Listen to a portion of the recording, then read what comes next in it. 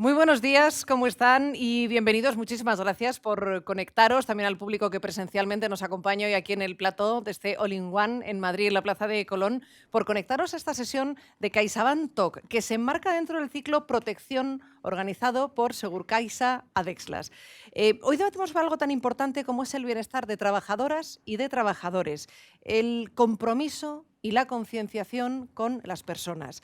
Queremos responder a la cuestión de si es posible el bienestar 24/7, es decir, cada día de las empleadas y de los empleados. Esto es fundamental porque cuanto más satisfecho esté esa empleada o esté ese empleado, también más satisfecho y más fidelizado estará el cliente. Actualmente, fíjense en este dato, es importante, actualmente en las empresas conviven hasta 4 generaciones diferentes de trabajadoras y trabajadores, es decir, desde los baby boomers a la generación Z, pasando por los millennials y también por la generación X. Cada uno tiene sus propios valores, sus propias inquietudes, sus propios intereses y sus propias aspiraciones. Por eso es fundamental desde la empresa también responder a todas y cada una de ellas para fidelizar el talento.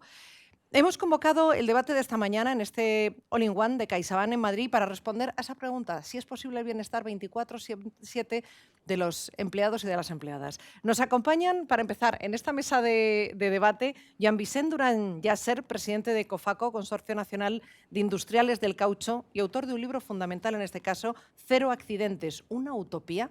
Así se titula el libro. ¿Cómo estás, Joan? Sí, hola, buenos días. Bienvenido. Bienvenido también Manuel Pérez Meneses, él es director comercial de CaixaBank Empresa Sur. ¿Cómo Hola, estás? ¿Qué buenos tal? días. Muy bien, contento de estar Y aquí. Joaquín Chaparro, imagino que también muy contento de estar aquí, director de canales bancarios de Segurcaixa Adeslas. ¿Qué tal, Joaquín? Buenos días, efectivamente, muy contento de estar aquí. Bueno, muchísimas gracias a los tres por acompañarnos. El público nos puede ir planteando también desde ya sus cuestiones, quienes nos está siguiendo a través del streaming, y luego tenemos varios micrófonos en la sala. Y después, cuando se abra el turno de preguntas, me gustaría que también que el público que hoy nos acompaña en este plató pueda preguntar. Por empezar, por ti, Joan Vicens, fíjate, porque tú siempre dices, me han interesado mucho más siempre las personas que las máquinas. Lo demostraste con 37 años, tu experiencia es enorme y tremenda, con un historión detrás, que además lo cuentas en el libro, cuando te nombraron director de una fábrica con unos resultados extraordinarios. ¿Qué ocurrió en ese momento? Cuéntanos esa historia. Bueno, yo he sido, como tú decías, he sido un vocacional de la industria de toda la vida y empecé mi carrera pues, como técnico, luego pasé a director de una fábrica de una empresa familiar con 32 personas en donde había accidentes. Había accidentes porque es una fábrica, en una fábrica hay accidentes, ¿no? Ya se sabe. A los 37 me contrata Rompulent, que es la empresa francesa, era una gran multinacional química francesa, para dirigir una planta que habían comprado a una empresa familiar y que tenía una problemática muy seria de accidentes. Mi cultura no era tan fuerte, de mucho menos como la que encontré allí, ¿no? Por ejemplo, el primer eslogan que encontré fue no puede ejercerse ninguna prioridad en detrimento de la seguridad. Y era cierto, era cierto. O sea, los líderes, los directores generales creían en ello, ¿no? Creían en ello. Bueno, yo empecé a trabajar normal en aquella fábrica, había un accidente cada 2 o 3 semanas, unas 100 personas, y empleando los mismos métodos que en la otra fábrica. Consecuentemente, obtenía los mismos malos resultados que en la otra fábrica. De los 5 meses de trabajar hubo un día de hora H que cambió mi vida profesional, donde hubo 4 accidentes en un día, cuando la media, el objetivo, queda feo decirlo así, ¿no? Pero lo que era aceptable, es mejor decir, era un accidente al año como mucho. Yo aquella noche no dormí, le di 1000 vueltas, qué podía pasar, qué podía hacer, qué no podía hacer, hasta que encontré un factor común en todos los accidentes que había habido, los últimos 30 o 40 accidentes, que era todo vinculado a las personas, era todo accidentes que llamamos comportamentales. Entonces, bueno, vi claro que allí había un problema de bienestar laboral, había un problema de personas y que se había que resolver con las personas. Tomé una decisión, me acordé de la famosa frase de Einstein de que si haces lo mismo sigues obteniendo los mismos resultados. Hice una cosa que es totalmente inhabitual, que es que el director de la fábrica convoque en una asamblea a todos los trabajadores. Entendí que a los trabajadores no les llegaba el mensaje claramente y decidí tomar el codo por los cuernos y hablar con todos los trabajadores. Aquel día pasó un milagro. A partir de aquí estuvimos 400 días sin accidentes, que esto es un milagro. Solo un speech del director se consigan cambiar tan radicalmente los comportamientos, pues realmente un pequeño milagro, un gran milagro, que nos ocurrió. Pero bueno, aquello fue solo el principio, ¿no? Solo el principio. En aquel speech que les dije, empecé a construir el equipo que sería el que iba a hacer el cambio de la fábrica. Porque es una obviedad, pero si tú no tienes, en una situación crítica, tú necesitas muy buenos profesionales a tu lado. O sea, no puedes salir en un día a día de una normalidad, etcétera, pues hay de todo. En los equipos de dirección hay de todo tipo de personas, de todo tipo de calidades. Cuando tú tienes un problema crítico como aquel, que era el sí o no de la fábrica, si hubiéramos seguido así, hubieran cerrado la fábrica, seguramente, pues me procuré rodear de buenos profesionales que, ya pensando en las personas, intenté que salieran de la misma planta, ¿no? Este fue el origen. Y en aquella reunión empezaron a destacar quiénes serían los actores clave, en particular el presidente del comité de empresa, que tomó la palabra para decir, tiene usted razón, hemos de mejorar, pero la empresa también, ¿no? La empresa también. Y vamos a ir juntos en este camino. Y lo fuimos. Y hasta hoy que seguimos siendo amigos. Es curioso, pero es así, ¿no? Acabamos siendo amigos el presidente del comité de empresa y yo. Porque supimos encontrar algo que era beneficioso para todos. Un poco este es el origen del tema.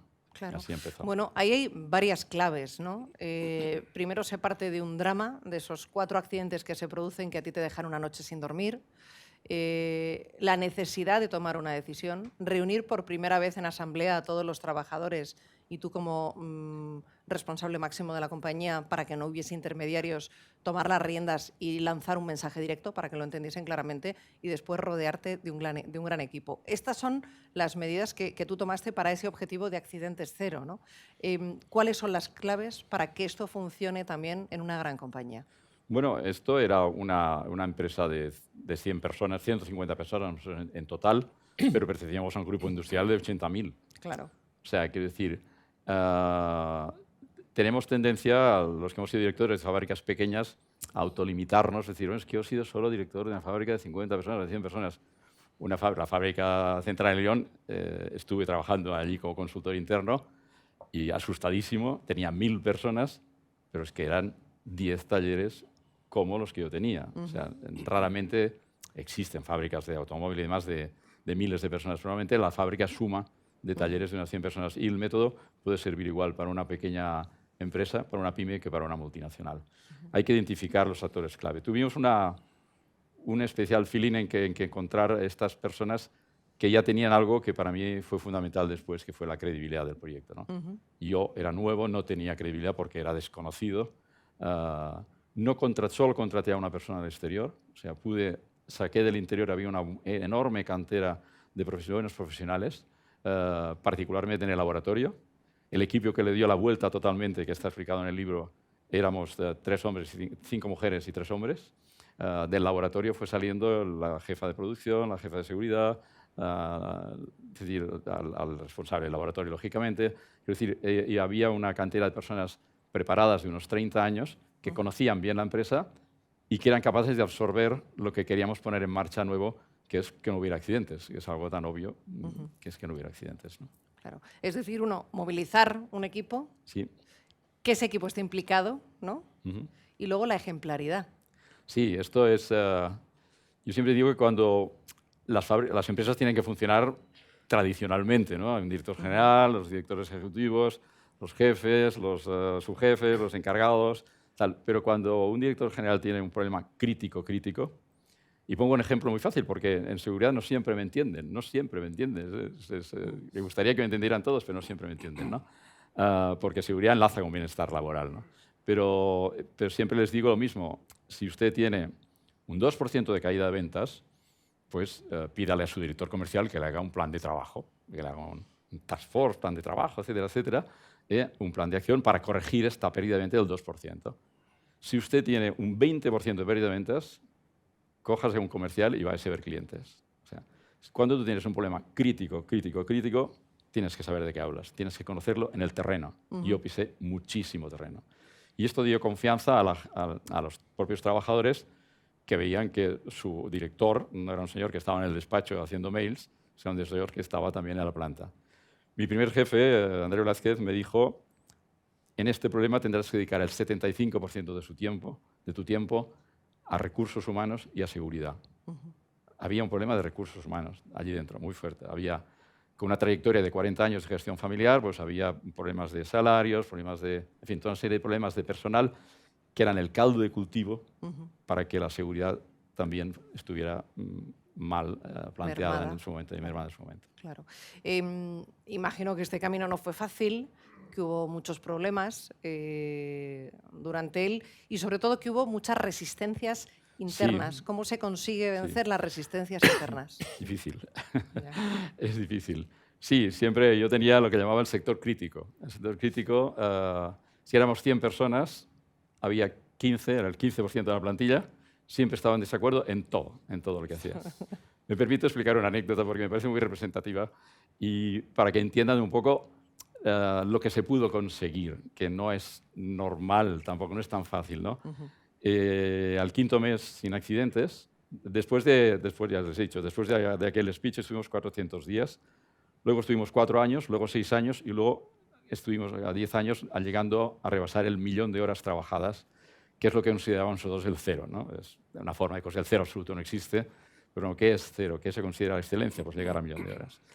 Bueno, pues un día a los 5 meses yo estaba verdaderamente harto de críticas. Estaba harto de críticas y un día me pilló un mal cuerpo y me encuentra el presidente del comité de empresa por el pasillo y me dice, ¿qué le pasa? Que hace muy mala cara. Digo, no me pasa nada, no, tranquilo, no pasa nada. Pero ¿qué dime? ¿Qué le pasa? Es que usted no está bien, hace muy mala cara. Digo, no me pasa nada, hombre. Y bueno, insistió tanto que le digo, bueno, pues te lo digo, pues estoy harto, yo soy una persona también y estoy harto de que hagas lo que hagas, la empresa no hace nada. Jolín, la empresa no hace nada. Tengo 14 horas al día aquí trabajando y la empresa no hace nada. Bueno, entonces me escuchó, me queda fijando fijamente a los ojos y me dice, señor Durán, a usted le pagan para no desmotivarse. A usted le pagan para estar de buen humor. Usted no se puede desanimar, usted es el director. Llevamos 5 meses sin accidentes. Nunca en la vida habíamos estado 5 meses sin accidentes. Hay 85% de la plantilla, 85 personas que creen el proyecto, que nos seguirán, que tiraremos adelante. ¿Por los otros 15 usted se va a desanimar ahora? No. Pedro, en el libro se llama Pablo, Pedro, vamos a tomarnos un café. Cuando el presidente del comité de empresa es capaz de dirigirse así a un director, es que algo está pasando, ¿no? Y se empezaba a sentar la base de algo, la empresa funcionaba de forma regular en todo, pero la seguridad era distinta, ¿no? Y la gestión de recursos humanos era distinta. Eran dos cosas que conseguimos aislar para resolver el problema, ¿no? Me gusta explicar esta anécdota, pues muy representativa. Totalmente. De un feeling que dices, caray. Y es bueno para los que sean directivos que de cuando en cuando puedas pensar, jolín, pues quizás sí que lo estamos haciendo, no lo estamos haciendo tan mal, ¿no? Es bueno para el estado de ánimo de los directivos. Precisamente al hilo de esto sé, Joan, que tienes, pues no sé si un sueño o una ilusión con respecto a los directores generales. ¿Cuál es? Tengo un sueño. A ver. Tengo un sueño. Quiero que duerman bien, Ustedes no saben la diferencia que había entre mi sueño cuando tenía un accidente cada 15 días, que cuando oía el teléfono a las 2 de la madrugada ya sabía que o era mi padre que estaba en el hospital, pobre hombre, porque estaba muy enfermo, o era que en la fábrica había un accidente. Vivir con esta angustia es horroroso. ¿Usted sabe qué es dormir con la tranquilidad de que en 4 años, en 5 años, en 10 años no hay ningún accidente? Señores directores generales, hagan ustedes bienestar laboral, pongan fábricas seguras, tengan fábricas limpias, seguras, ordenadas. Dormirán mucho mejor. Y todo esto puede configurar algo que quizá abordemos más adelante, de tener una empresa creíble para los trabajadores, que esto me parece muy importante también. Claro. Que los trabajadores crean en la empresa. Es muy difícil hoy en día para los directores generales incentivar las plantillas. Si quitamos la época que estamos ahora, hemos pasado no sé cuántos años a inflaciones prácticamente cero, o 1 o 2%, es decir, con el salario no puedes incentivar a la gente. Con las reducciones de estructuras y demás, las pirámides de mando se van haciendo más pequeñas, que hace más difícil promocionar. Es muy bueno que cada empresa encuentre en qué se sienta la plantilla orgullosa. Y sienta orgullosa de cómo tratan al personal y de que no hay accidentes, es un punto positivo de cara a todo lo que se trabaja después, ¿no? Sin duda. Fíjate, Manuel, porque tú hablas con muchas empresas. Quiero que nos cuentes qué te ha parecido esta historia. ¿Qué es lo que más te ha llamado la atención? ¿De qué se puede aprender? ¿En qué lugares, Manuel? Es que yo a mí has hablado de muchas cosas que yo creo que da para una conversación larga entre los tres, ¿no? Desde luego prefiero estar hablando contigo antes que leerme un manual de prevención de riesgos laborales, porque yo creo que se aprende, Vale, aparte de que es más o menos, se aprende mucho más porque has hablado de vivencias reales, sí, que yo sí. creo que al final son las que en el día a día todos nos podemos encontrar en el trabajo. Has puesto un ejemplo de una empresa industrial, pero bueno, si nos vamos a otro tipo de sectores, empresas de servicios en las que tal vez el problema del empresario no sea el que haya accidentes, pero sí que puede tener en mente seguramente otro tipo de problemas que al final pues se traducen también en falta de identificación con la empresa, que es el último de lo que Sí. estabas hablando, ¿no? Yo creo que el buen empresario, el buen líder, aparte de tener esa preocupación porque la empresa consiga sus retos, tener esa ambición, si esa ambición la combina con la preocupación por los empleados, por sus trabajadores, esa mezcla de intereses, pues yo creo que es más fácil que ocurra, ¿no? Cuando decías que es importante que un directivo se preocupe por el bienestar de sus empleados y que eso además se traslada en la identificación de esos empleados con la empresa, yo creo que es un interés por el que el empresario debe trabajar. En este caso que tú decías, oye, pues yo no dormía porque había tenido una serie de accidentes laborales. Yo creo que el buen empresario, si sus trabajadores no duermen bien, por el motivo que sea, pues tampoco debe dormir. El título de la reunión de hoy, hablabas del bienestar de los empleados 24/7, ¿no? A priori eso suena, porque dice 7 días a la semana, estamos hablando encima de la jornada laboral de 4 días, ¿cómo es eso, no? Pues porque el empleado se lleva sus problemas a casa también, los problemas del trabajo inciden en la vida personal del empleado. Entonces, el directivo tiene que tener eso también en su rango de preocupaciones. Entonces, yo creo que eso es muy importante y con lo que has contado, pues yo creo que se demuestra mucho el día a día de cualquier empresario. Claro. ¿Qué te ha parecido esta historia, Joaquín? Bueno, me ha parecido estupenda, ¿no? Porque además yo creo que ha tratado Joan una serie de cosas que son muy, muy interesantes, ¿no? Primero, la valentía. O sea, la valentía de acometer algo, o sea, ser intolerante, por decirlo así, con cosas que no se pueden tolerar, ¿no? Como tener accidentes, ¿no? Algo que se ha producido y se toleraba. O sea, primero esa valentía.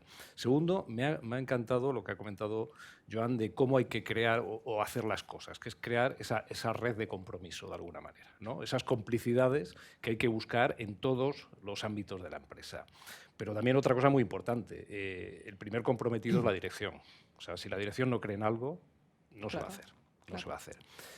Es importante después buscar esas complicidades, que el presidente del comité de empresa se dirija a ti y te diga, oye, que esto va bien, esto va muy bien, ¿no? Hombre, de alguna manera te está indicando, te está reafirmando, ¿no? Sí, y ahí sí. estás encontrando ya la respuesta a algo que empezó como una idea, pero se ha materializado en algo que se va a desarrollar en el tiempo, ¿no? Y esa es quizás la última idea que me ha encantado muchísimo, ¿no? O sea, las cosas no son modas. Las cosas se implementan para que evolucionen con el tiempo y mejoren cada vez más. Son planes a largo plazo, ¿no? De ahí, cuando tú comentabas ese dormir tranquilo, ¿no? Ese director general dice, oye, yo lo que quiero es dormir tranquilo. Pero eso lo que está indicando, o sea, un director general de una empresa lo que quiere es la sostenibilidad de su empresa. Ese dormir tranquilo es saber que estás contribuyendo a esa sostenibilidad a largo plazo de la empresa, no un tema puntual. Los temas puntuales, como tú bien comentabas, Joan, se resuelven con acciones puntuales, pero los temas de fondo, los temas que tienen que ver con valores, o sea, eso requiere un tratamiento más profundo, más en el largo plazo y, desde luego, buscando la complicidad de todo el mundo. Os digo, me ha encantado, Joan, lo que has comentado. Gracias. Fíjate, Manuel, porque estamos hablando de personas, del talento de esas personas, qué es lo que realmente aporta el valor a las empresas. Desde CaixaBank Empresas tenéis una visión muy amplia de lo que les preocupa a los clientes. Ahora mismo, ¿cuáles son los principales retos que tienen hoy en día las empresas cuando hablamos de la gestión del talento y cuando estamos viendo que están conviviendo varias generaciones muy diferentes, con inquietudes muy diferentes y con intereses muy diferentes? A ver, esto no es de ahora, esto yo creo que siempre ha sido una preocupación y lo seguirá siendo en el futuro.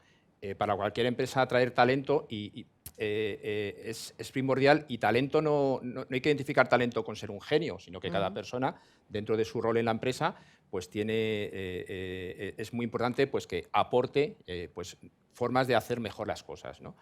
Entonces, el atraer talento, pues hombre, no es sencillo. Pero una vez que lo tienes, lo importante es cuidarlo, es conseguir esa fidelización del trabajador, del empleado. Y eso solamente tú lo puedes conseguir viendo qué intereses tiene esa persona. Que según qué tipo de persona sea, hablabas de las 4 generaciones, sí. Yo creo que eso demuestra que cada generación ahora mismo tiene una serie de exigencias, ¿no? para con la sociedad, para consigo mismos y también para las empresas en las que trabaja, ¿no? Entonces, bueno, pues el empresario tiene que ser capaz de ver qué intereses tiene cada una de esas generaciones que forman parte de su fuerza de trabajo, ¿no? Entonces, es importante atraer, pero es más importante mantener, ¿no? Y claro, hay un proceso en el que hay que estar muy pendiente y es de esa desconexión que pueden tener los trabajadores con la empresa, claro. Lo que es el absentismo, ¿no? Claro. El absentismo, presencialismo, que se le puede llamar también, que eso al final lo que implica es una desconexión emocional con la empresa, con la falta de compromiso, la ausencia de identificación con los valores y con los retos que tiene la empresa, pues eso tiene que formar parte de las preocupaciones, no ya del director de recursos humanos, sino de cualquier directivo de la empresa que tenga personas a su cargo y estar pendiente de cómo tiene que alimentar eso, ¿no? ¿Y cuál es el impacto en una empresa? Porque estábamos hablando del talento, al final de buscar en qué es cada uno lo mejor. ¿Cuál es el impacto de no conseguir atraer a una empresa el mejor de los talentos? Pues si uno no lo atrae para sí mismo, se lo va a llevar otro. Entonces, si encima es un competidor directo, pues peor, el problema se agrava, ¿no? Es importante encontrar personas que tengan ese afán por hacer mejor las cosas, pero que eso solamente se puede cultivar con el ejemplo del directivo, ¿no? Si el directivo está pendiente de las personas que forman parte de su grupo de trabajo, pues es más fácil que ese caldo de cultivo genere esa ambición, ¿no? Hay que tener en cuenta también que aunque todos trabajamos, pues todos buscamos una retribución económica por el trabajo que hacemos, pero a pesar de que eso es importante, es que ya no es lo único importante. Claro. Hubo un momento en el que las personas trabajaban solamente por un rendimiento económico, luego se empezó a pedir también, una seguridad en el trabajo en cuanto a términos de estabilidad, ¿no?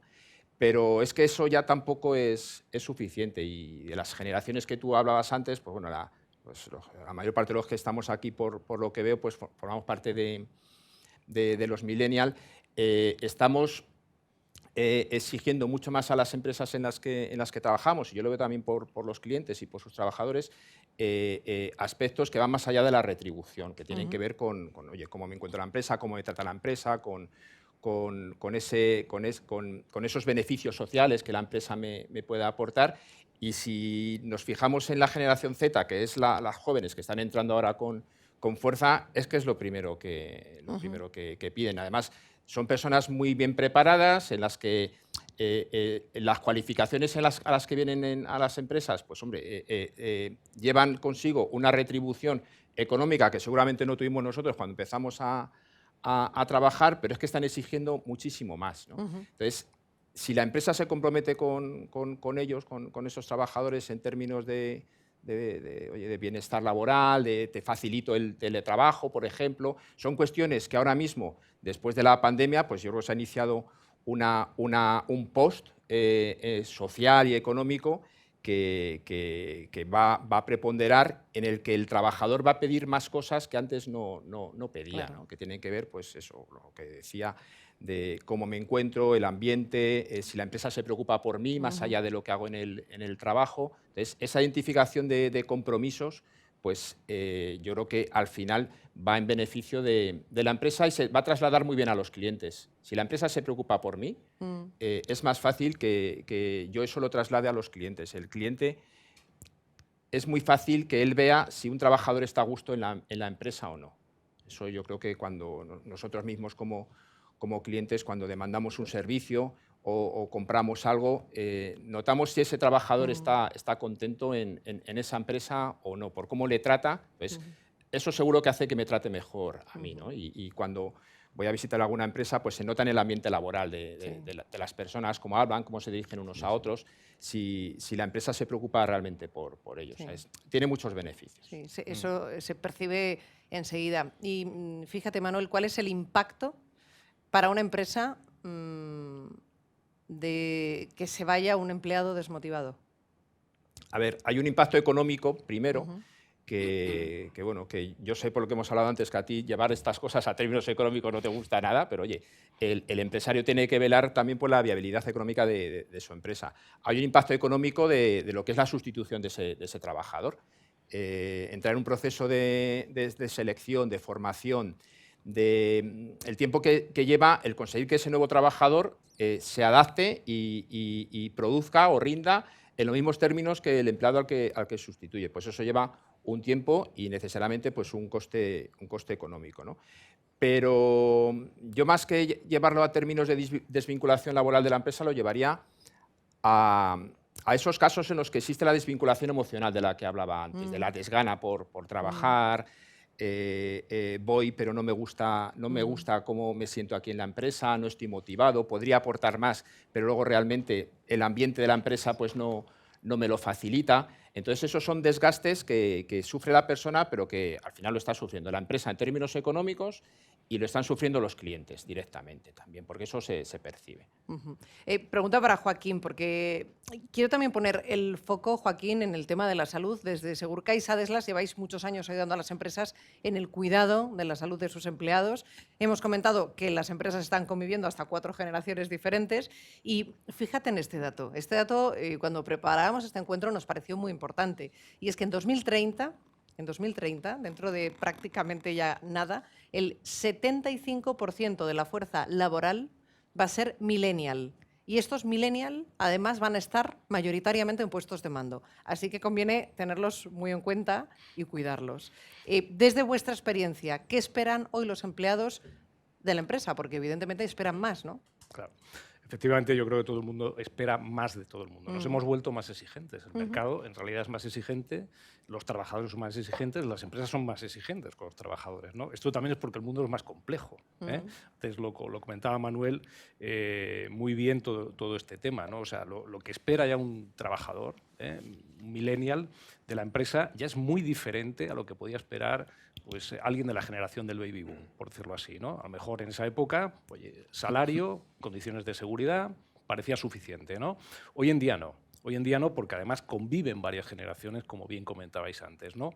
Ahora ya esto va más de crear un ecosistema, un poco de, vamos a decir, de la motivación, de la calidad que se percibe internamente dentro de la empresa y que después también, como comentaba Manuel, esto al final llega al cliente y esto hay que crear ese clima, ¿no? Nosotros, como tú bien comentabas, Marta, desde Segurcaixa, pues hacemos un barómetro, ¿no? Sobre todo con lo que tiene que ver con la salud, ¿no? Dentro de la empresa, ¿no? Y de alguna manera pues sí vemos cuáles son los beneficios sociales o lo que más interesa desde el punto de vista a los trabajadores, ojo, y a los decisores, para crear ese clima, ese ecosistema, por decirlo así, del bienestar dentro de una empresa. Porque un ecosistema de bienestar al final tiene mucho que ver con la prevención y consecuentemente pues tendrá que ver mucho con menos accidentes, con menos bajas, con menos absentismo, etcétera, etcétera, ¿no? Por ejemplo, en el barómetro que elaboramos, donde pues, contemplamos varios ítems, ¿no? Pues, oye, desde el cheque guardería, la formación en idiomas. Bueno, los aspectos más valorados siempre son precisamente, oye, las pólizas, o sea, tener accidente o vida cubierto, lo valoran. Los temas relacionados con planes de pensiones y jubilación, lógicamente. La formación, esto es algo que además lo valoran todas las generaciones, pero luego el beneficio social más valorado es el seguro de salud. Eso es verdad. O sea, tiene una valoración tanto para los decisores, o sea, porque el decisor es al final el gerente, es el CEO, el director general, director de recursos humanos, como para los trabajadores. Y además es curioso porque la percepción es la misma. Hay veces que dices, bueno, a lo mejor un decisor dice, oye, pues es muy importante tener este beneficio social. Y los trabajadores dicen, pues no lo veo tan importante, ¿no? Pero sin embargo, en el tema de salud está todo el mundo de acuerdo. Es más, cuando alguien, esto no lo encontramos mucho y seguramente lo podrán decir muchas de las personas que están aquí, cuando se hacen ya contrataciones de personal, o sea, una de las cosas que preguntan es, oye, ¿qué, aparte del salario, o sea, háblame de teletrabajo, háblame de otros beneficios sociales. Oye, tenéis aquí tal, seguro de salud, ¿tiene la empresa seguro de salud? O sea, esto se ha vuelto más complejo, más dinámico, más difícil, es verdad. Por eso hay que crear ese ecosistema, y ese ecosistema no se crea diciéndolo de palabra. O sea, esto se crea con hechos, con cosas concretas. ¿No? Sí. Bueno, No. iba a decir Ahora voy después, contigo, que Joan. hace un par de semanas, hablando con un cliente que tiene una empresa de ingeniería en la que quiere hacer un relevo generacional de ingenieros y está tirando pues de ingenieros que acaban de terminar la carrera, ¿no? Lo que él me decía es que tiene una alta rotación, ¿no? Los contrata y se le van. Y no por cuestiones económicas, porque él mismo decía que pagaba bien, pero después de un tiempo, viendo que tenía estas salidas tan elevadas, empezó a pensar en qué era lo que le faltaba. Entonces implementó un programa de beneficios sociales que hasta entonces no tenía, ¿no? Entonces, pues sí, implementó lo del teletrabajo, pero que eso lo hizo por inercia, ¿no? Porque ya la sociedad le llevaba eso, pero sí que metió cuestiones de ayuda hasta el transporte y sobre todo temas de salud, que era una de las cosas que fíjate que son chavales jóvenes, ¿no? Pero que sí que demandaban. Sí. No, y aparte que se ha incrementado, la preocupación por la salud es un tema que, por razones obvias, yo creo que se ha incrementado además en los últimos tiempos. Joan, ¿qué Sí, querías añadir algo? al hilo con lo que decías, curiosamente en el libro, cuando lo escribí, no pensé en poner lo importante que había sido también el trabajo de la mutua, que en aquella época había mutua, no había servicios de prevención ajeno, el trabajo mutuamente con los médicos, con los pensionistas, y ir introduciendo poco a poco, porque claro, era una filial de multinacional, pero tiene unos gastos fijos X, ¿no? Tiene un presupuesto, ¿no? El hecho de estar en multinacional no quiere decir que puedas gastar lo que quieras, tienes tu presupuesto. Pues poco a poco fuimos introduciendo otras mejoras sociales, pues venía el médico una vez por semana, venía la enfermera cada día, que quizá para la talla de la plantilla no era necesario, no era imprescindible, pero que era muy conveniente. Se hizo seguro de vida, plan de pensiones con la Caixa, hacemos publicidad. Quiero decir que fue muy bien gestionado, por cierto, y era cosa que costó de hacer entender a la gente lo útil que le sería, porque a los 30 años te explican de hacer un plan de pensiones y dices, oye, ¿qué dices, no? Plan de pensiones. Pues bueno, todo esto fue muy importante para ir. Y a raíz de la motivación, en foros con los que las personas que estoy viendo ahora, yo siempre cuando hago mis conferencias termino diciendo, seré breve, que por favor lleguen ustedes que mañana duchados y motivados al trabajo. O sea, es decir, que no pidan motivación, no pidan motivación a su jefe, puestos de trabajo de responsabilidad, estudios universitarios, la mayoría, se les paga cada mes, se supone, etcétera, etcétera. Pídenle a su jefe que no les desmotive. Sí. Esto es fundamental. Y esto es un copiar-pegar, como dice Víctor Cupers, de Santiago Álvarez de Mon, que es una persona muy especial en estos temas, ¿no? Es muy importante. Para mí no es tan importante. Yo nunca fui un gran motivador y no pasaba por la mañana, oye, qué bueno que eres y tal. No. Esto puede ser hasta Contraproducente. jocoso, ¿no? Claro. Exacto, esa cosa. Pero bueno, me gustó el reconocimiento. Y si me permitís una pequeña anécdota, cuando estuve en los últimos 7 años de mi vida profesional, me mandaron a hacer de comercial a Europa, Medio Oriente y África, y tuve que dejar la parte industrial, porque decían que ya estaba bien. Y bueno, tenía mi sede en Francia. Cuando el día que me despedí ya de esta función para jubilarme, en la última reunión pidieron estaba con los comerciales y me dijeron, las asistentes de ventas quieren verte un momento. Y bueno, pues vale. Y entraron las personas que cogían los pedidos, ¿no? Asistentes de venta, entraron dentro, pam, pam. Bueno, hicieron un regalo que agradecí mucho de música y tal, y pensé que ya estaba. Entonces la más, vamos a decir, la más decidida de todas ellas me dijo, Joan, bueno, lo típico, ¿no? Te vamos a echar a faltar, has puesto en valor nuestro puesto de trabajo, antes de venir tú, pues éramos las chicas que tomaban pedidos, bla, bla, bla, bla. Pero siempre ser sinceras, vamos a echar mucho más en falta el chocolate.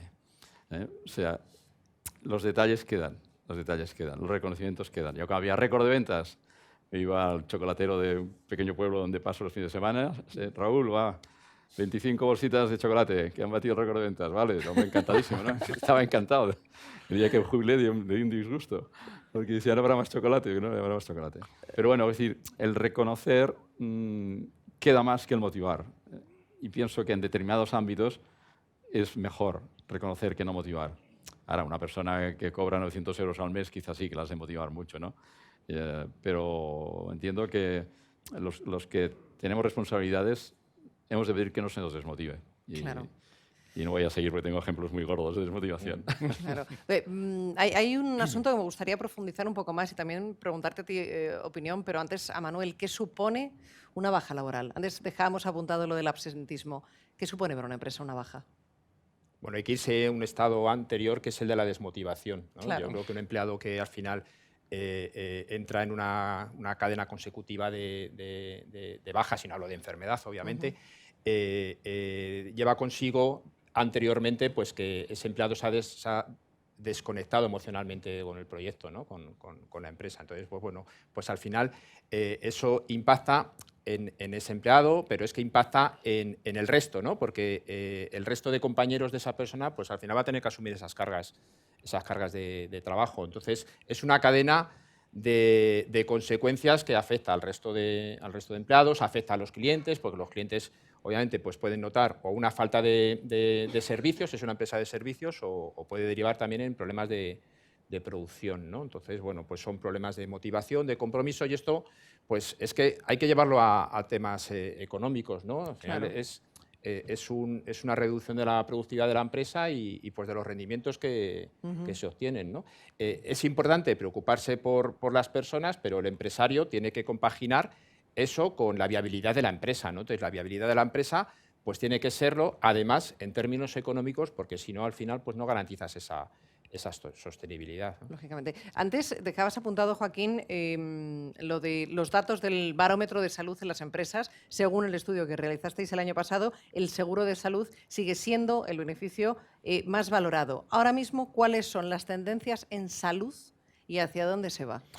Bueno, yo creo que hay tres cuestiones bastante claras en las tendencias, ¿no? Sobre el mundo de la salud y sobre el mundo quizás de la prevención en general dentro de las empresas. Lo primero es que todo tiene que ser preventivo, es decir, no vale con actuar cuando ocurre algo, ¿no? O sea, hay que irse varios pasos antes, ¿no?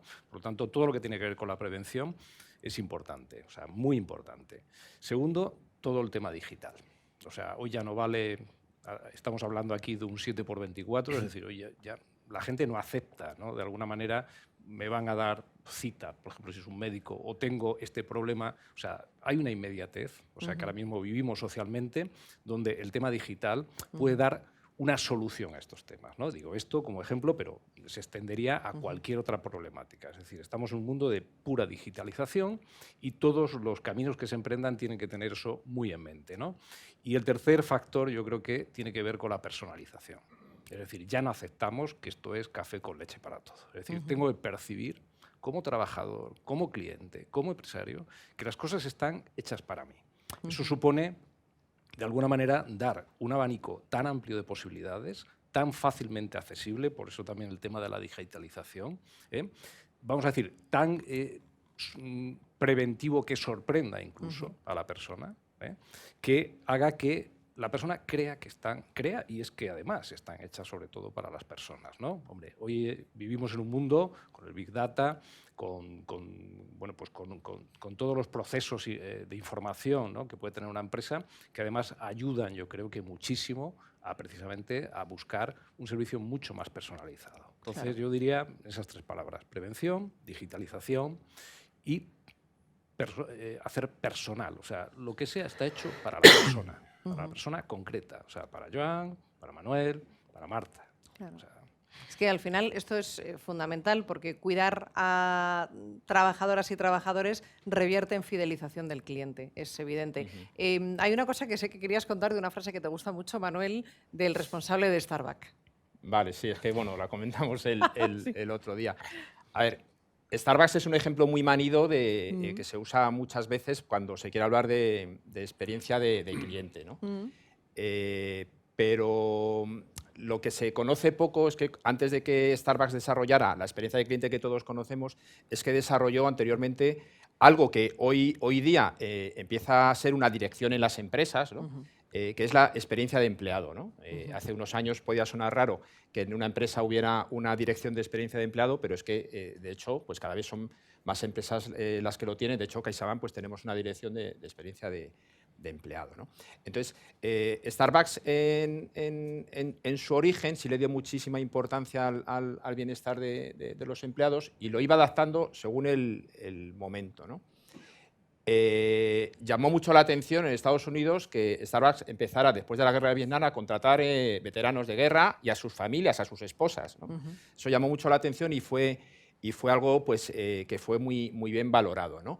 Llamó la atención también en su día cuando decidió pagar las carreras universitarias de los empleados, pero eso poco a poco se ha ido adaptando y hoy, que es algo muy chocante para Estados Unidos, lo que hace es a los empleados pues, les alarga la baja laboral que puedan tener por enfermedad, pues la propia empresa se la alarga más, les da una baja de 5 días sin justificación médica e incluso pues, ha entrado en programas de protección de salud, que esto en Estados Unidos es llamativo porque es algo que solamente se suele ofrecer a los altos directivos o a contratos mucho más especiales, pero no, se lo ofrecen a cualquier empleado e incluso pues, a empleados que están para tiempo parcial, ¿no? Entonces, yo creo que esto es una tendencia, igual que Starbucks ha sido pionero en muchísimas cosas y que ha arrastrado a millones de empresas, pues esto es algo que será también extensible en el futuro. Entonces, lo que te comentaba es que un directivo de Starbucks, que luego refundó la compañía,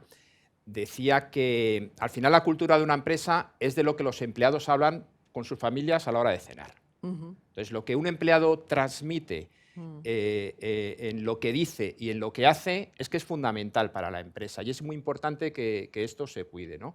Es el mejor altavoz de la empresa hacia los clientes y hacia la sociedad. Claro. Y eso al final los clientes es que lo notan. Entonces, oye, si tenemos una buena experiencia de empleado conseguida, es casi seguro que va a tener una traslación directa a experiencia de cliente. Claro. Quiero que vayamos ya enseguida con el turno de preguntas, así que vamos a ir terminando esta primera parte del debate. Joan, ¿querías añadir algo? Sí, muy rápidamente, no tenía pensado explicarlo, pero es que viene al hilo, me lo has puesto en bandeja.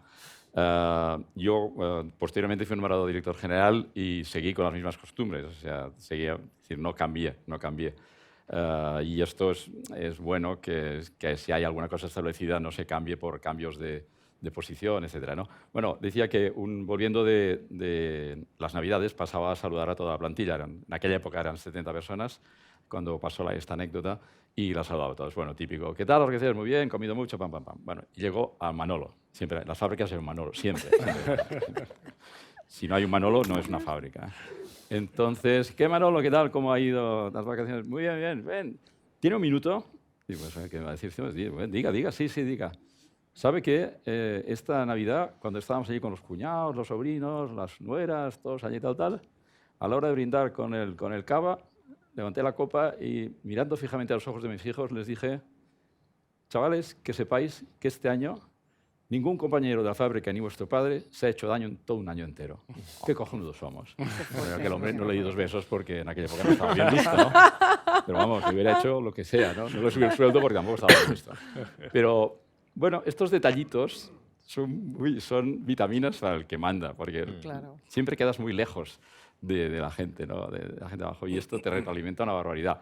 Y te hace pensar, bueno, no fueron los 70 los que hicieron esto, fue uno. Pero te hace pensar que vale la pena trabajar para las personas, ¿no? Qué bonito. Vale la pena Qué bonito. Vamos con las preguntas ya del público, pero antes, Joaquín, al hilo un poco de lo que contaba Joan, es que hay una serie de valores intangibles y fundamentales que son lo que garantiza el buen funcionamiento en todos los sentidos, de forma un poco tentacular, porque es empleado contento, empleados formadísimos, empleados contentos y luego clientes fidelizados y muy satisfechos, ¿no? ¿Qué valores intangibles son esos? Aquí hay muchos. O sea, esos valores intangibles se ve al final porque la empresa los tiene de alguna manera y los trasluce, ¿no? Y además no solamente, fíjate, perdona, pero te voy a hacer una reflexión que me estaba gustando en función de lo que dice Joan, porque Joan lo está contando en primera persona, o sea, de su experiencia personal, de lo que él ha vivido. Y hay veces que es verdad que cuando tenemos estos encuentros, parece que hablamos para grandes empresas o hablamos para... No. Hablamos para todo el mundo. Es decir, todo esto lo puede implementar cualquier tipo de empresa, ¿no? Entonces, eso me parece muy importante. Pero claro, como tú decías, oye, ¿qué valores intangibles hay? Pues bueno, yo creo que hay que reflejar los valores que tiene la empresa cómo quiere vivir la empresa, o sea, y cómo quiere hacerla sostenible en el tiempo, pero también lo que necesita en cada momento y que antes muy bien comentabais, ¿no? Especialmente Manuel, de las necesidades que hay en las nuevas generaciones, ¿no? Entonces, la gente quiere inmediatez, quiere respuestas rápidas, quiere no perder tiempo, quiere empleabilidad, ya la gente busca otra serie de cuestiones, ¿no? Busca trabajar a gusto, busca entornos laborales, busca proyectos, ¿no? Todo eso que comentábamos antes también con crear ese clima, ¿no?, que tiene que haber en las empresas. Vamos con las preguntas ya del público de la sala. Les voy a pedir que vayan levantando la mano para pedirle a nuestras azafatas el micrófono. Y también importante, ha habido un pequeño problema con la conexión vía streaming. El enlace va a permanecer durante 24 horas para quienes nos están siguiendo a través del streaming para que puedan engancharse y verlo más tarde, pero las preguntas sí que nos están llegando. La primera la formula Lucía, se la plantea Joan, y Lucía pregunta lo siguiente. ¿Crees, Joan, que el cuidado de la salud y el bienestar se benefician y se pueden potenciar también con el teletrabajo? Muy bien. ¿Quién ha sido? No, Lucía es a través del streaming. Fuera. Sí, también. Pasa que ahora estamos hablando de algo totalmente diferente, ¿no? En una conferencia que di en México hace un par de años, hablaba de lo que nos viene, ¿no? Lo que nos viene encima ya no será el señor que le duele la muñeca de apretar un tornillo 8 horas al día, ¿no? Vendrá un señor que está solo en su casa, que tiene una situación familiar que es la que es, que no tiene jefe visible. O sea, hay que potenciar mucho los intangibles que decíamos, ¿no?, en este tipo de personal. Y en el teletrabajo, bueno, pues si la persona tiene detrás, pues como decíais, un seguro médico, tiene un plan de pensiones, tiene un seguro de vida por si le pasa algo, pues que su familia quede bien atendida, etcétera, etcétera. Y otras cosas que hoy en día todavía no somos capaces de imaginar, ¿no? Como porque hay mucho teletrabajo en el comedor de casa. Esto no debe de ser así, debe ser así. Yo creo que es la gran revolución que viene ahora, ¿no? Es decir, cuando empezamos con el teletrabajo, con el confinamiento estricto, yo recuerdo que mi mujer se puso a trabajar de cualquier forma y no en el sitio ideal, ¿no? Entonces, a mí no me hacía caso, como siempre, ¿no? Entonces, yo por mucho que le decía que tenía que buscar otra ubicación, otro espacio más amplio, no me hizo caso, hasta que la empresa sí mandó una serie de recomendaciones a todos los empleados diciendo, oye, el espacio tiene que ser estas medidas, luce tal tipo, tal. Y eso a la empresa se le hizo caso, obviamente, pero eso es de agradecer. Claro. Si me permitís, oye, Joaquín. Porque es que me ha venido a la cabeza, porque es verdad que hemos hablado de empresas industriales donde es fácil, pues oye, una máquina, ocurre un accidente en las propias instalaciones de la empresa. Pero fíjate que el teletrabajo, o sea, yo creo que ha evitado una cantidad de accidentes in itinere. Sí, en bajado, en picado. Que las empresas de servicio, pues, yo creo que eso es donde se nota más, ¿no? Y es otro tema, yo creo que a tener muy, muy, muy en cuenta. Vamos con las preguntas del público. A ver, ¿cómo te llamas? Sí, José María. A ver, acércate al micrófono. Mira, se acerca. Me llamo José María. Ay, perfecto. Gracias por estar ahí, gracias por invitarnos, gracias por invitarme. Yo la pregunta que haría sería muy sencilla. Aquí estamos hablando de productividad, de que los empleados tienen que estar muy a gusto, que tenemos que hacer todo lo posible. Y, en mi opinión, la expresión máxima de la bienestar del trabajador es el absentismo. ¿Cuál sería el tanto por ciento de absentismo aceptable y cuál es el tanto por ciento de absentismo medio en España ahora mismo? Gracias.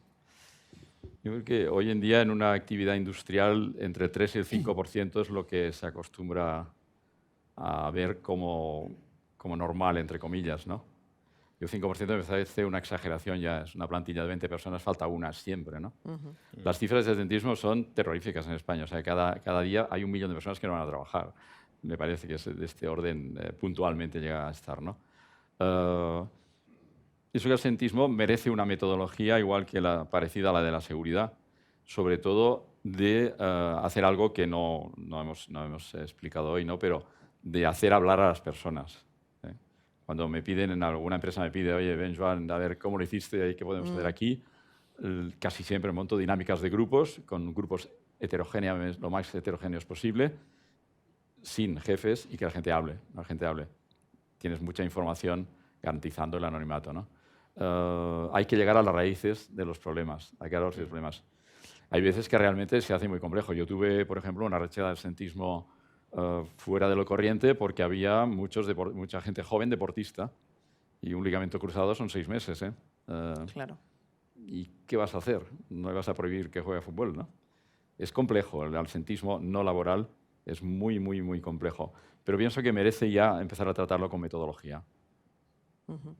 Más cuestiones. La siguiente es a través del chat del streaming. La pregunta la plantea Paola y es para Joaquín. Y te pregunta, Joaquín, ¿de qué manera la salud digital está ayudando a las empresas en el cuidado de la salud de sus empleados?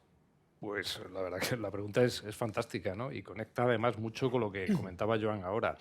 Lo que comentábamos antes, o sea, la gente quiere inmediatez. O sea, yo pongo un ejemplo, y esto es real, me lo comentaba el otro día un amigo, ¿no? Tuvo un problema, llegó a su casa, tenía un problema con la niña, y a través pues, de los servicios, por ejemplo, que tenemos nosotros en la compañía, contactó con un médico que lo atendió sobre la marcha. Dijo, oye, tranquilo, no pasa nada, observa esto, y si hay algún problema, ya mañana, o sea, vas al médico, bueno, ya de forma física, ¿no? Lo digital ayuda. Lo digital, desde luego, ayuda muchísimo, ¿no? Y ayuda porque es preventivo, de alguna manera. Y fíjate, y conexionado con la pregunta anterior, además, vamos a decir que evita el absentismo. Es decir, o por lo menos es paliativo, ¿no? Hay que tener muy en cuenta la salud psicológica de los trabajadores, porque hay muchas bajas que tienen que ver con temas psicológicos y muchos temas también que son de índole físico se pueden, vamos a decir, agilizar, se pueden solventar. Es decir, cuando una empresa tiene un cuidado de la salud de sus trabajadores, indudablemente eso hace que les facilite cualquier trámite, cualquier cosa que tengan que hacer, ¿no? O sea, si tienen que ir a un especialista, si tienen que, ir al médico incluso con su hijo, ¿no? Oye, si al final, dicho así claramente, si una empresa que tenga un seguro médico, gran parte de jornadas que perdería un trabajador, ¿no? Pues haciendo una visita normal, ¿no? Pues puede agilizarlo, es decir, gana tiempo, gana comodidad, gana flexibilidad, ¿no? Y eso también, de alguna manera, ¿va a reducir absolutamente el absentismo, como comentaba José María? Pues, hombre, probablemente no, pero probablemente también va a paliar algo, ¿no? Todo lo que suponga medios digitales, pues volvemos a lo de antes. Toda facilidad tiene que ser para economizar tiempo de la persona, en su vida personal, pero también del tiempo que dedica la empresa. Bueno, pues todo eso también facilitará en un momento dado tener menores niveles de jornadas, de horas perdidas, incluso de preocupación, porque un trabajador no trabaja igual si tiene una cita con su especialista dentro de 3 meses que si la tiene mañana, porque probablemente mañana ya se quede tranquilo, ¿no? Claro. Y trabaje mejor también, por ejemplo, o sea, lo digo así. O sea, Manuel, ¿querías añadir algo más? No, le iba a poner este caso, el último que has dicho, ¿no? Si tú tienes una preocupación sobre tu estado de salud y tienes una cita dentro de 15 días, pues hombre, pues eso al final repercute en todo lo que tú hagas durante esos 15 días. Entonces, si tienes esa inmediatez, pues desde luego es beneficioso, ¿no? es así. Claro. Vamos con más preguntas del público, que nos quedan ya 9 minutos de este encuentro interesantísimo. Gracias, porque al final es que redunda en tantas cosas. Pasamos tanto tiempo también en el trabajo y es tan importante que estemos contentos en nuestro puesto de trabajo y todo eso al final pues beneficiará a la empresa, al talento, a la fidelización. ¿Cómo te llamas? Hola, buenos días. Soy Marisol Mejino. Soy consejera de una empresa, del Consejo de Administración, y llevo la dirección de la operativa. Me encanta escucharos. Creo que todos son palabras maravillosas, pero la realidad de una empresa del día a día, me ha faltado la palabra compromiso, me ha faltado la palabra responsabilidad, me ha faltado la palabra concienciación, porque la empresa cae sobre nosotros muchas obligaciones por legislación, por normativa, pero también a dónde está el compromiso y la responsabilidad de los empleados. Lo dejo abierto, ¿vale? También hay que hacer una crítica también en el mensaje que se traslada día a día a la parte de la plantilla, es que se tiene que comprometer. No solamente es que una parte ponga toda la carga en que todo salga bien. Eso por una parte. Y luego me gustaría preguntar, se me ha olvidado la persona que lleva el tema de seguridad, el tema de... Joaquín, perdona. ¿De qué manera está influyendo el teletrabajo en las enfermedades mentales? En el incremento de problemas, incluso de gente joven que está atentando o está suicidándose. Yo creo que hay un grave problema ahí que también conviene hablar de qué manera nosotros somos seres sociales y el aislarnos en una cabina solos delante de una pantalla y no compartir un café con nuestros compañeros nos está afectando y va a traer problemas que ya se veían de antes y que están siendo hoy un problema grave, y yo creo que va a ser el problema del futuro. Sí. Bueno, estas dos preguntas o estas dos reflexiones dejo en abierto. Gracias. Gracias. Voy a la segunda pregunta. Venga. La segunda pregunta que es muy interesante, la verdad que sí, es un problema social. Fíjate, pero yo creo que aquí la cuestión es no irnos a los extremos. Si todo en la vida fuera teletrabajo o todo trabajo presencial como antes, yo creo que no lo estaríamos haciendo bien, ¿eh? Ni en un caso ni en otro, ¿no? El teletrabajo tiene indudables ventajas, o sea, desde, como comentábamos antes, desde evitar accidentes in itinere, por decirlo así, dar flexibilidad, dar acomodo pues, a nuevas generaciones que conciben el entorno laboral, el entorno de trabajo de forma diferente, pero no puede ser todo teletrabajo, porque también es verdad que crea cierta desafección. Si tú al final, como tú bien decías, no estás con tus compañeros, no tienes la opción de hablar, de tomarte un café, de escuchar directamente, de recibir feedback de tu entorno, ¿no? O sea, digitalmente se pierde mucho, se pierde muchísimo. Tiene que haber, yo creo que, un punto donde esa flexibilidad ayude a desarrollar el trabajo de la mejor manera posible. O sea, ¿necesariamente hay que estar presencialmente en una empresa? Pues oye, no. ¿Se pierde tiempo en transportes? Se pierde. Ahora, ¿nos vamos al extremo y hacemos todo teletrabajo? No, porque eso crearía una desafección, yo creo que brutal dentro de una empresa, ¿no? Yo creo que hay que buscar esos equilibrios partiendo de la responsabilidad del trabajador, lógicamente, y también partiendo de la responsabilidad de la empresa en que tiene que funcionar de otra manera. O sea, no se trata de ver al trabajador, y sobre todo en empresas de servicios, sentado en su sitio y viendo como que parece que trabaja, sino desarrollando proyectos.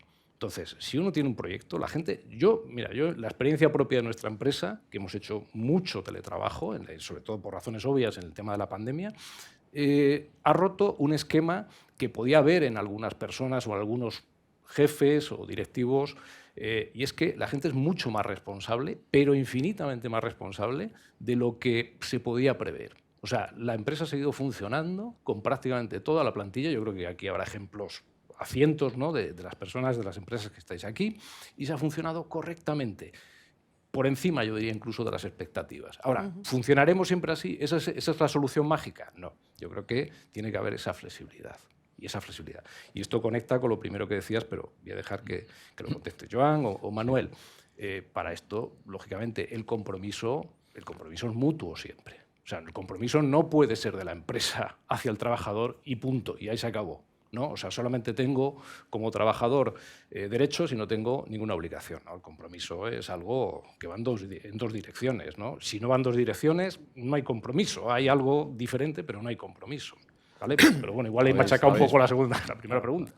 Habéis podido deducir, por lo que he dicho, que el compromiso se consiguió allí, ¿no? El compromiso de las personas, no del colectivo. Nunca encontrarás un colectivo agradecido, comprometido al 100%, pero sí, muchísimas personas entendieron que todo lo que estaba haciendo para mejorar el bienestar laboral y como consecuencia final no hubiera accidentes, era apreciado, y había compromiso no solamente en el tema de seguridad, pues en el tema de productividad, etcétera, etcétera, ¿no? Se consiguió trabajando muchas horas, evidentemente, haciendo mucho terreno y teniendo personas clave dentro de la organización que creyeran en el proyecto. Era muy importante la credibilidad, no tenemos tiempo de hablar de ello, que era el proyecto, y que se pusieran manos a la obra para conseguirlo, ¿no? Hay que ir buscando aliados, ¿no? Antes ponías el caso de que tú tenías claro ese compromiso, pero que trabajaste con las capas intermedias de mandos, ¿no? Se trata de buscar aliados dentro de la organización. A lo mejor el problema lo tenemos ahí, en que esos aliados, pues a lo mejor tampoco están transmitiendo no están consiguiendo ese compromiso del resto de la organización, ¿no? Hay que escuchar mucho y, sobre todo, hay que ver que, antes lo decías tú, Joan Vicens, que está desmotivando, ¿no? ¿Qué estoy haciendo yo para desmotivar al resto de personas del equipo, ¿no? En el momento en que yo eso lo pueda tener identificado, pues hombre, pues ya me voy trabajando pues diferentes aliados y ya voy el fin último es, oye, yo comparto un proyecto, yo tengo un proyecto, pero quiero que ese proyecto sea compartido con ilusión, ¿no? Por el resto. No es fácil, entiendo tu preocupación, no es fácil, pero bueno, yo creo que con escucha activa y consiguiendo aliados es más fácil de conseguir. Nos quedan 2 minutos. Os voy a pedir a los tres una última reflexión sobre este encuentro para algo tan fundamental, porque al final, pues lo decía yo antes, está todo enlazado, ¿no? Nuestra forma de vivir, nuestra forma de trabajar, conciliar. Este tiempo nos ha permitido abrir una serie de reflexiones importantes, conciliar el trabajo con la presencialidad, conciliar en familia, el tema de la salud, que es fundamental. Ella lo ponía encima de la mesa, también la salud mental, lo estamos viendo en la gente joven. Sí me gustaría terminar con una última reflexión, Joaquín. Bueno, yo diría que, a ver, todo esto no se debe interpretar, yo creo, desde el punto de vista de la empresa como un coste. Es decir, todos los temas de prevención de accidentes, de salud, no hay que interpretarlo como un coste, ¿no? Yo creo que hay que interpretarlo como una inversión que tiene que ser sostenible, ¿eh? Y que tiene que dar esa sostenibilidad a la empresa. Y por lo tanto, como toda inversión, y eso nos lo dirá mejor Manolo que yo, tiene que ser rentable. Tiene que ser rentable. Es decir, esto y conecta mucho con la última pregunta que nos han hecho. Si algo no es rentable, es fácil que pierda fuerza con el tiempo, y más en una empresa, ¿vale? Pero nosotros estamos en la firme creencia de que todo lo que se contribuya desde de lo que hemos hablado hoy, hacia un mayor bienestar, hacia una mayor concienciación, a crear ese ecosistema, ¿no?, dentro de una empresa, que además tiene que ser en 2 direcciones, al final tiene un retorno. Tiene un retorno positivo, o sea, desde el punto de vista social, incluso si me apuráis, ético, ¿vale? Pero también tiene un retorno económico para una empresa. Pequeña, mediana, grande, pero tiene también un retorno económico. Esto es una inversión, o sea, donde al final tienes un dividendo, vamos a decir, en valores, un dividendo donde recibes de alguna manera esa percepción de bienestar y de preocupación por cosas que no se pueden tolerar, como es un accidente de trabajo, por ejemplo, pero también tiene un retorno económico para la empresa. Desde luego, atraerá más talento, tendrá una plantilla mucho más motivada, tendrá menos asentismo laboral y eso al final es hasta cuantificable. O sea, no quiero ser excesivamente cuantitativo, pero es que también hay que verlo así desde el punto de vista de la empresa, ¿no? Ahora, lo principal, pues quizás lo principal es que estamos haciendo una sociedad mejor en la medida que tenemos mejores trabajadores, que son más felices, que trabajan más motivados, pero que a su vez, oye, como están así, van a ser capaces de dar lo mejor de sí mismos. Y eso viene muy bien en cualquier empresa.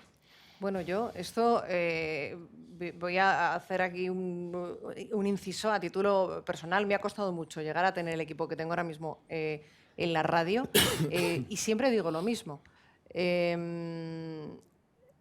Gente motivada y gente feliz será gente creativa. Entonces yo les permito conciliar mucho siempre y cuando todos los guiones y todo lo que se necesita esté en su momento y esté perfecto y no haya fallos. Y ahora mismo tengo un equipo que es un gran equipo y me dicen, si un día cambias, allá donde vayas queremos ir contigo. Eso es brutal, ¿no? Y no, esto me ha costado 20 y tantos años de trabajo en la radio. Al final se consigue, ¿no? Se consigue, Se consigue. Sí, Manuel. Sí. A ver, yo voy a ser un poco provocativo, ¿no? Sí, bueno. Y lo voy a hacer no diciendo una reflexión propia, sino de un tercero, ¿no? Que es de Richard Branson, ¿no? El fundador de Virgin, que decía que el cliente no es lo primero, ni mucho menos, ¿no? Que los empleados realmente son los primeros, ¿no? Y tiene que ser la primera preocupación de la compañía. El cliente no es lo primero, los empleados son los primeros, y si tú te preocupas de tus empleados, ellos van a cuidar a los clientes. ¿No? Va a ser así. Cuida de tus empleados, que ellos cuidarán de tus clientes. Claro, es que al final tus empleados y tus empleadas son tu escaparate. Eso. Con lo cual, Joan. Sí, yo seguiré al hilo de lo que ha dicho él. O sea, bienestar laboral es una inversión, no es un gasto, porque tiene un retorno. Y decir que cualquier centro de trabajo sucio, desordenado, con accidentes laborales, con enfermedades profesionales, con absentismo, me cuesta mucho de creer que sea más rentable que un puesto en un sitio limpio, ordenado, sin accidentes, sin enfermedades laborales y sin absentismo. Y este es el mensaje que paso a los grandes jefes. Yo entiendo, estoy de acuerdo con la persona que ha hecho la pregunta, estamos en una situación extremadamente difícil. Los CEOs y directores generales y las primeras líneas de mando tienen en su cabeza la crisis energética, la falta de materias primas, etcétera, etcétera, etcétera. Pero bueno, un CEO es un CEO y tiene que pensar siempre en el futuro, no puede olvidarse de esto, ¿no? Y yo pienso que está claro que en estas condiciones la fábrica de limpieza o tal será mucho más, o el centro de trabajo será mucho más rentable. Un consejo, que no lo haga para ganar dinero, que no lo haga para dinero, que el ganar dinero sea una consecuencia de. Claro. Es mucho mejor para ti y los demás lo percibirán mejor, ¿no? Lo percibirán mejor, ¿eh? Que hagas todo esto porque para los trabajadores es bueno y para ti también, ¿no? Cuidar, al final, genera una importante ventaja competitiva en un tiempo como este, con mucha incertidumbre de cara al futuro, con muchas vicisitudes del lugar del que venimos, pero cuidar genera una importante ventaja competitiva. Joan Vicent, gracias. Manuel, gracias. Joaquín, muchísimas gracias. A todos los que nos han seguido a través del streaming, ya saben que ha habido un pequeño problema, pero el enlace se va a mantener durante 24 horas para que puedan verlo cuando quieran. A todo el público que nos ha acompañado presencialmente, muchísimas gracias a todos. Gracias. Gracias por haber venido y por habernos acompañado en este ciclo de protección de Segurcaixa Adeslas para empresas. Nos encontramos dentro de poco y que tengan un buen día. Adiós. Muy bien.